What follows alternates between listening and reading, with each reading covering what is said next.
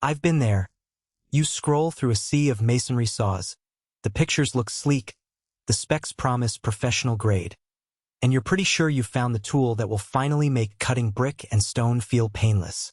Then the saw arrives, you set it up, and the dust starts to settle only to discover that it's either too bulky to move around a tight job site, or the water system sputters and leaves you with a mess of cracked tiles. That hesitation is why I'm doing this deep dive, so you can walk away knowing whether the Husqvarna MS360 actually lives up to the hype or if it's just another pretty listing.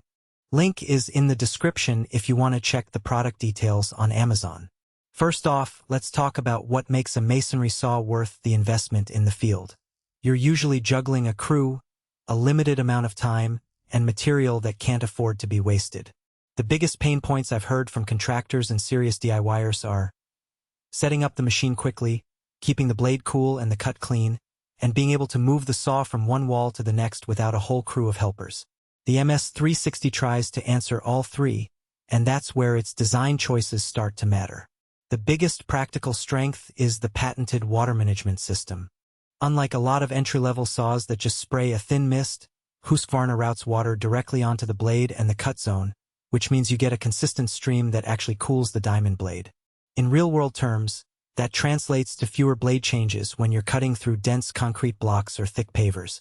I've seen crews finish a row of 8-inch concrete blocks about 15% faster because the blade stayed sharp longer, and they didn't have to stop every few cuts to clean up a slurry of dust and water.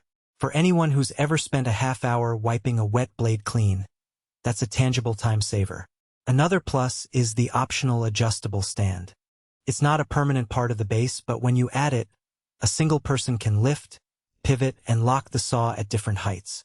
That's a game changer on jobs where you need to cut both floor tiles and wall blocks in the same day. The stand folds down to a compact footprint, so you can tuck it into a truck and still have room for other tools.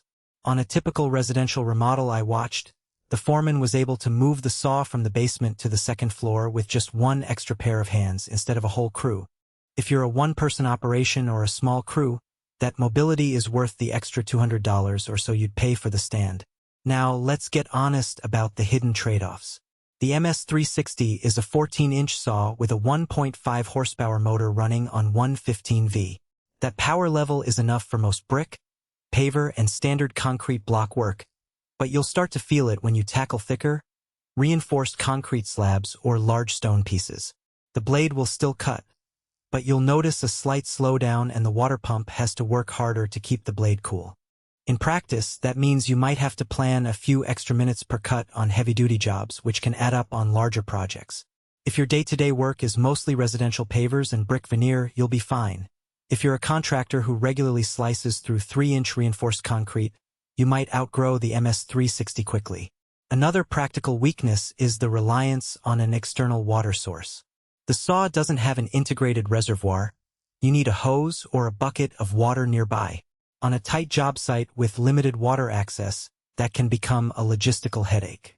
I've seen crews set up a small portable pump just to keep the water flowing, which adds another piece of equipment to manage. If you work in a dry environment or a site where water is hard to get, you'll need to factor that into your setup time.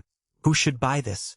If you're a professional mason, a small to medium contractor, or a serious DIYer who frequently cuts pavers, bricks, stone, and standard concrete blocks, the Husqvarna MS360 gives you a solid mix of portability, blade cooling, and flexibility. The water management system alone can shave hours off a week's worth of cutting, and the optional stand makes it feasible for a single operator to move the saw around a busy site. For those who need to stay within a budget but still want a brand name that's known for durability, this model lands in a sweet spot, more capable than the cheapest cordless saws but not as pricey as the industrial-grade rigs that require 3-phase power. Who should skip it? If your work revolves around heavy, reinforced concrete slabs, thick natural stone, or you need a saw that can run off a 240V supply for maximum power, you'll likely hit the performance ceiling of the 1.5 horsepower motor. Likewise, if you operate in a water-restricted environment, say a desert construction,